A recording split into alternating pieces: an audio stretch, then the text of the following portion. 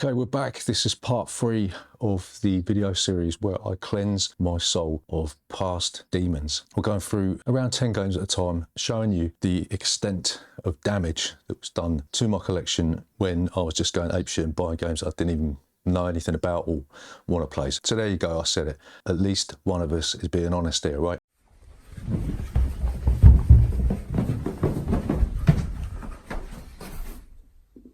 Bollocks!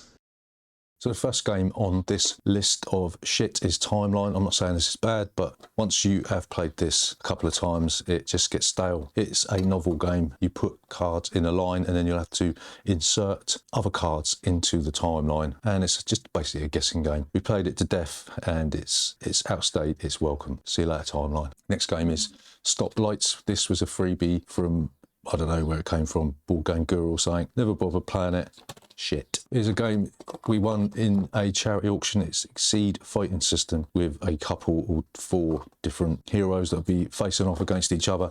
I don't know, it's maybe a Street Fighter card game, but I haven't really got time or the wherewithal to even bother to open this fucking box, so fuck it. Here's a game that was sent to us by the publisher. We did a review of this one. It's Villages. It's not too bad. It's just, I don't know, it's a flawed game that could have been something special. It's nice that it all fits in a really, really small box. It's really well produced, but it's just essentially a card game where you're going to be trying to get the best cards onto the table. And we've played all this sort of stuff before, and I just don't like it. Here's a game that we've made a mistake on. This is Planet Steam. We bought the fucking French version. What a complete twat. We were waiting for maybe some way to translate this piece of crap into English, but we haven't found it. And I don't know, it was sort of stuck away underneath loads of other crap games, and it's, I don't know, it's just been festering there with all the wood lice and all that sort of thing. So the time has come to finally get rid of this piece of turd. So here's a game that actually is based on a decent TV show, but the game itself is shit. It's Gale Force 9's Homeland. I don't know, this is sort of like a hidden traitor type thing that really didn't work very well.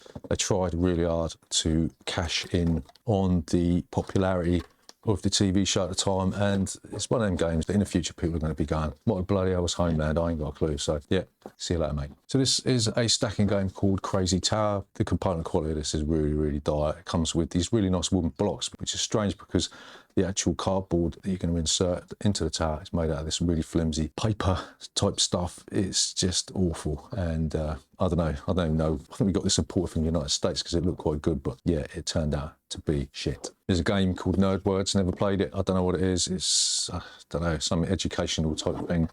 I don't know. I think it was sent to us for a review, but just, I don't know. I just couldn't be bothered to get out of bed for it. So yeah, I don't know.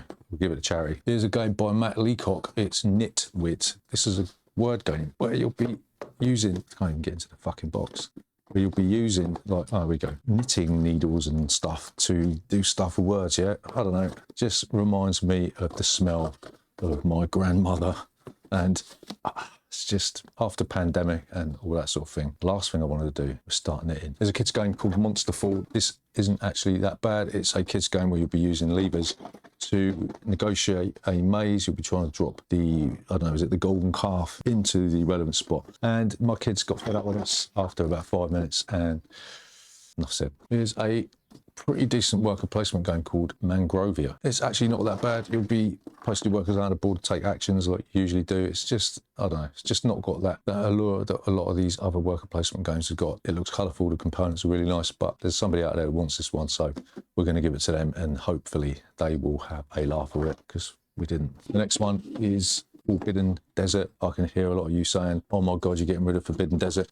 I like Forbidden Island. I don't really play this one enough to warrant it staying in my collection. It's all right, but when you got Forbidden Island, what's the point in having Forbidden Desert and all the other forbidden bullshit that they've tried to sell you over the years, right? So here's another game that we really, really thought was going to be pretty good. It's Redacted. This is, say, just fuck off with it. This is a game that we thought was going to be excellent, but it turned out to be a load of shit. It's like a hidden traitor game where the rules haven't been written very clearly.